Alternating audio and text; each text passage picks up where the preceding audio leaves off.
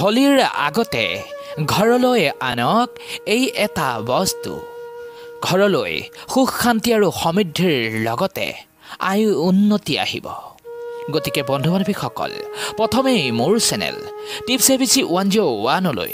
আপোনালোকক স্বাগতম জনাইছোঁ বন্ধু বান্ধৱীসকল আপোনালোক কেনে আছে আশা কৰোঁ আপোনালোক ভগৱানৰ কৃপাত ভালে থাকক সুস্থ থাকক আৰু সদায় দৰে এই চেনেলৰ প্ৰতিটো ভিডিঅ' উপভোগ কৰি যাওক বন্ধু বান্ধৱীসকল আজিৰ ভিডিঅ'টি কিন্তু খুবেই গুৰুত্বপূৰ্ণ গতিকে ভিডিঅ'টি স্কিপ নকৰাকৈ শেষ পৰ্যন্ত ধৈৰ্য সহকাৰে চাই গৈ থাকক আৰু কমেণ্টত শুদ্ধ মনে এবাৰ লিখি থৈ যাওক জয় মা মহালক্ষ্মী এতিয়া আহক ভিডিঅ'টি আৰম্ভ কৰি লওঁ বন্ধু বান্ধৱীসকল আজি কথা পাতিম হোলীৰ আগতে আপুনি ঘৰলৈ এনে কি বস্তু আনিব যিয়ে ঘৰলৈ সুখ শান্তি আৰু সমৃদ্ধিৰ লগতে ঘৰলৈ উন্নতিক লৈ আনিব আপোনালোক সকলোৱে জানে যে হোলীৰ উৎসৱটি বহুতো শুভ এক পৰ্ব মান্যতা আছে যে হোলীৰ দিনা যদি সঠিক পদ্ধতিৰে এই হোলীৰ উৎসৱ যদি পালন কৰে সঠিক পদ্ধতিৰে যদি এই দিনটোত পূজা আৰাধনা প্ৰাৰ্থনা কৰে তেন্তে আমাৰ মাজত থকা সকলো প্ৰকাৰৰ নিগেটিভিটি দূৰ হয় আৰু জীৱনত সুখ শান্তি আৰু আয় উন্নতি লগতে পজিটিভিটি বাঢ়িবলৈ ধৰে আৰু যিমান পৰিমাণে নিগেটিভ এনাৰ্জি নাথাকক কিয় সেয়া লাগিলে আপোনাৰ মাজতেই হওক আপোনাৰ ঘৰত হওক আপোনাৰ কামত হওক এই সকলোবোৰ অশুভ শক্তি বা নিগেটিভ এনাৰ্জি দূৰ হৈ উঠিব কিন্তু ইয়াৰ বাবে কি কৰিব চাওক হোলীৰ দিনটো বহুতো শুভ হয় আৰু আহিব লগা দিনবোৰো আপোনাৰ শুভ হওক গতিকে এই দিনটোত আপুনি এনে কি উপায় কৰিব যি আপোনাৰ বাবে বহুতো শুভ হিচাপে প্ৰমাণিত হয়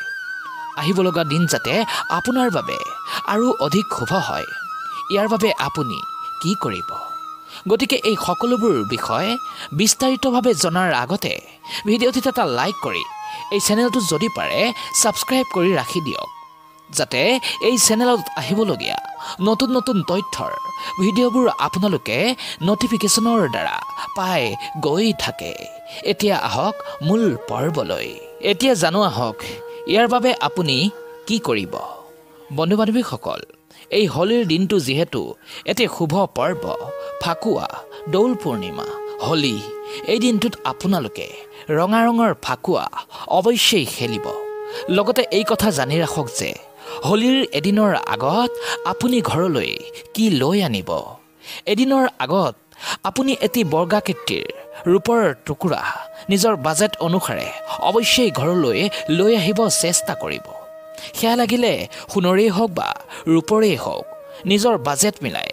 এইদৰে বৰ্গাকৃতিৰ ৰূপৰ যিকোনো এটি লকেটেই হওক বা যিকোনো বস্তু অৱশ্যেই ঘৰলৈ লৈ আহক আৰু ইয়াক আপুনি অনলাইনতো পাব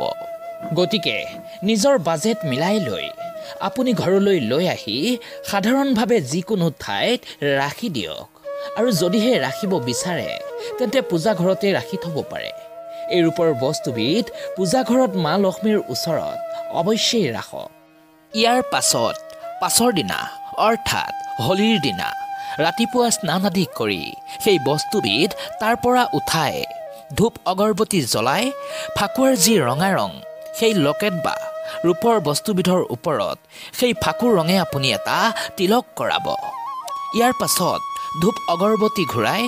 মা লক্ষ্মীৰ নাম লৈ আপুনি য'ত টকা পইচা ৰাখে সেই ঠাইত এই বস্তুবিধ আপুনি ৰাখি দিয়ক আৰু এই উপায়টি কৰিব হোলীৰ দিনা এদিনৰ আগতেই এই বস্তুবিধ আনি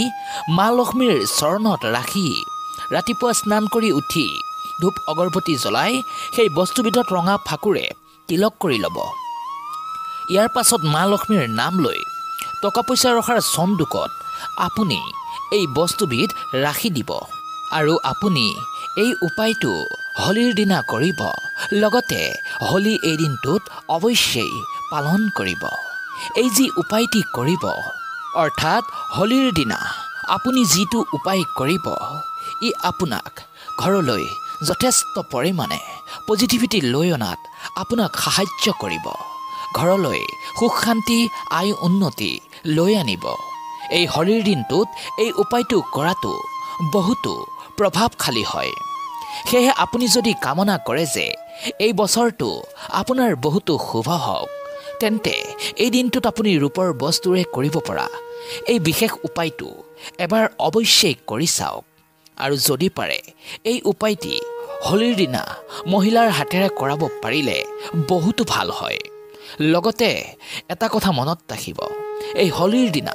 যদি আপুনি মহিলাক যেনে আপোনাৰ মা, আপোনাৰ পত্নী, আপোনাৰ ভণ্টিক আপুনি কোনো ৰূপৰ নিৰ্মিত বস্তু এই দিনটিত উপহাৰ হিচাপে দিব পাৰে, তেন্তে ইও কিন্তু অত্যন্ত শুভ হয়। গতিকে হোলীৰ দিনা এই উপায় সম্পূৰ্ণ ভক্তি নিষ্ঠাৰ সহকাৰে কৰি চাওক। নিশ্চিত ৰূপত ইয়াৰ শুভ ফলাফল আপুনি নিজেই দেখিবলৈ পাব। এটা ভাল ৰিজাল্ট আপুনি লাভ কৰিব। সুখ শান্তি আৰু সমৃদ্ধিৰ লগতে আয় উন্নতি আপোনাৰ বাঢ়িবলৈ ধৰিব। হোলীৰ দিনা এই উপায়টো কৰাটো অত্যন্ত শুভ ও প্ৰভাৱশালী হয়। সেয়েহে বন্ধু বান্ধৱীসকল, আজিৰ ভিডিঅ'টি ইমানতেই ৰাখিছোঁ। যদিহে ভিডিঅ'টি আপোনালোকৰ ভাল লাগিছে তেন্তে ভিডিঅ'টিত এটা লাইক কৰি চেনেলটো যদি পাৰে ছাবস্ক্ৰাইব কৰি ৰাখি দিয়ক। লগতে এই ভিডিঅ'টি আপোনাৰ বন্ধু বান্ধৱী বা আত্মীয় স্বজনলৈ শ্বেয়াৰ কৰি দিয়ক। শেষত শুদ্ধ মনে মা লক্ষ্মীৰ নাম লৈ কমেণ্টত লিখক জয় মা মহালক্ষ্মী। শেষত সকলোৰে মংগল কামনা কৰি আজিলৈ এৰিছোঁ। পুনৰ আকৌ লগ পাম। ধন্যবাদ।